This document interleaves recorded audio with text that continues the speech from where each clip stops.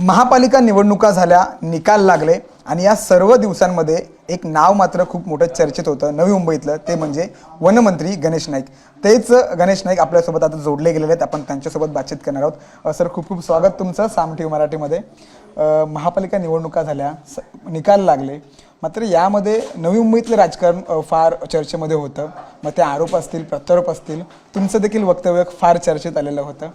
काय नेमकं होतं आणि खूप सारे आव्हान तुमच्या समोर होते, काय सांगाल? आता प्रचाराच्या दरम्यान झालेलं वातावरण सगळं संपुष्टात आलेलं आहे. आता पुढे विकासाच्या मुद्द्याच्या अनुषंगाने वाटचाल करायची.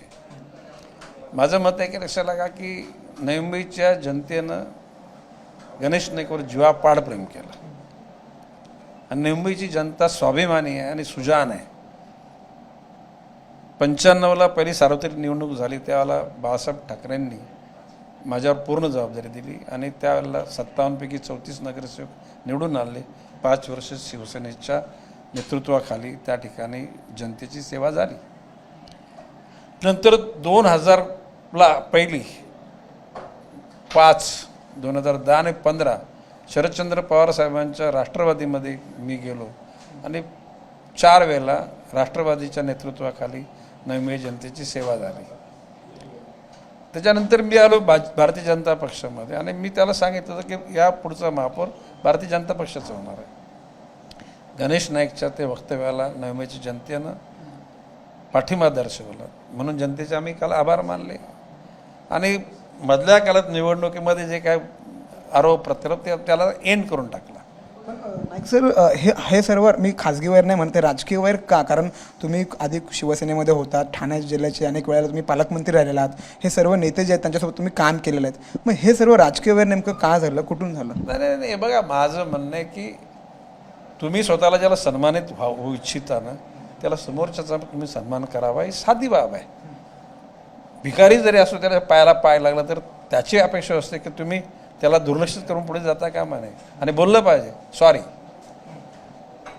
तर बाब अशी लक्षात का हा जो माझं म्हणणं आहे की मान सन्मान तुम्ही अपेक्षा करता, तुम्ही दुसऱ्यांचा मान सन्मान योग्य तर तुम्ही ठेवायला पाहिजे, तरच जीवनामध्ये मजा असते. वन वे ट्रॅफिक नाही चालत आणि कोणी सदा ना कदा कुठल्या असं शिखरावर कोण राहत नाही. कधी ना सगळ्या आजवर पुराण इतिहास आपण बघितला, ज्याने ज्याने अहंकाराच्या भाषा केल्या त्या लोकांना पदच्युत व्हावं लागलेलं आहे. मी दुसऱ्याचं अस्तित्व मानणार आहे. बालपण, तारुण्य, प्रौढत्व, ज्येष्ठत्व आणि जीवनाचा निरोप घ्यायचा आहे. या सगळ्या मटेरियलिस्टिक ज्या बायांगाच्या गोष्टीत यात काम चालू असतात म्हणून डोक्यात ती हवा राहतच कामा नये कोणाच्याही.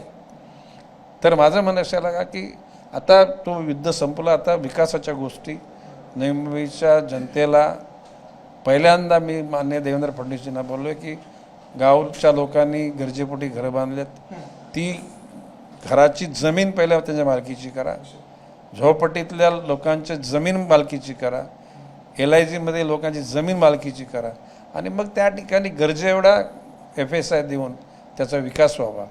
हा युनिफाईड DCRच्या प्रमाणे जर FSI वापरला गेला तर ते टोळेजंग इमारती दिसतील, परंतु आजूबाजूचा परिसर हा झोपडपट्टीसारखा असेल.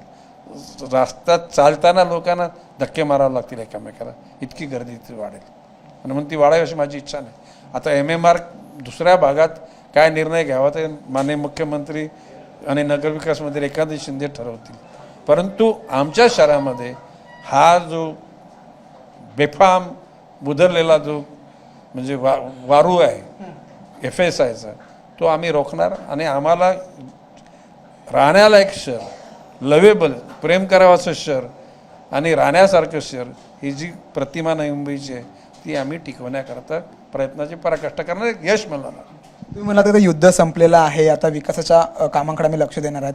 इतके वर्ष महापौर नव्हता नवी मुंबई महापालिकेमध्ये, अनेक प्रश्न जे आहेत ते प्रलंबित आहेत. मग तुम्ही जसं म्हणलात की स्थानिकांचा मुद्दा असेल, कंत्राटी कामगारांचा मुद्दा असेल, समान काम समान वेतन असेल, तुमच्या नेतृत्वाखाली महापौर बसत आहे, हे सर्व प्रश्न मार्गी लागतील डेफिनेटली. आपण सांगतो बघा, मी 95 ते 2020 या कालखंडामध्ये मी फक्त महापालिकेच्या मुख्यालयात 3 वेळा गेलो. किती वर्षात? 25 वर्षात 3 वेळा. आणि 20 ते 25 या 5 वर्षात मी 83 वेळा गेलो. एखादा नगरसेवकसुद्धा इतका मुख्यालयात जाणार नाही. आणि ते जाताना एकट्याने सर्व सहकार्याने घेऊन गेलो आणि त्यांच्या प्रश्नाची सोडवणूक केली जनता दरबाराच्या माध्यमातून. आणि म्हणून हे जे यश मिळाले हे जनतेच्या सुखदुःखाशी आम्ही सहभागी, मी नाही, आमचे सर्व कार्यकर्ते सहभागी झाले, म्हणून त्या जनतेने ते प्रेम दाखवलेलं आहे. समान काम समान वेतन जो इतक्या वर्षाचा प्रलंबित प्रश्न आहे, मुख्यमंत्री जेव्हा एकनाथ शिंदे होते त्यांना तेव्हा देखील त्यांना पत्र वगैरे बऱ्याच गोष्टी लिहिल्या गेल्या होत्या, मात्र तो प्रश्न अद्याप सुटलेला नाही. मी कामगार मंत्री असतानाच समान काम समान वेतन ही व्याख्या सुरू झाली. आणि माझी इच्छा आहे की सर्व कामगारांना, तिथे एकही कंत्राटी कामगार आता कामा नाही, बेसिक DA अलाउन्सेस बोनस, शेवटी 18 वर्ष जर उद्याला म्हणजे ठोक पगारावर जर काम करत असेल तर ते जीवन काय राहणार. त्याच्या मुलाबालांनी कशाच्या जीवावर आपल्या वडिलांची स्वप्न बघायची, वडिलांच्या स्टॅबिलिटीची. आणि मी या गोष्टीचा पुरस्कारत आहे की जर तुम्हाला माणसं लागतात ना तर ती कायमस्वरूपी ठेवा. हा प्रश्न मार्गी लागेल तुमच्या नेतृत्वाखाली. नक्कीच मी प्रयत्न हे मार्ग सोडवणार.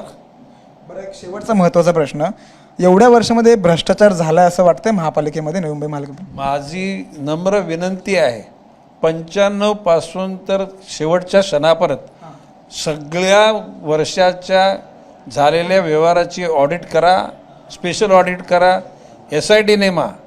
मग गणेश नाईकच्या 25 वर्ष गणेश नाईकच्या नेतृत्वात काय गणेश नाईकनी भ्रष्टाचार केला तर त्याला उघड व्हायला पाहिजे. काय बोलतो मी, उघड व्हायला पाहिजे. नाही, प्रशासकीय तुमच्या राजवटीत नाही, प्रशासकीय राजवटीत काही भ्रष्टाचार झाला असं वाटतं का? डेफिनेट प्रशासकीय राजवटीमध्ये ज्या 3000 कोटीच्या ज्या FD होत्या त्या 800 कोटीवर आल्या होत्या. त्याला आम्ही त्या ठिकाणी आमची भावना व्यक्त केल्या.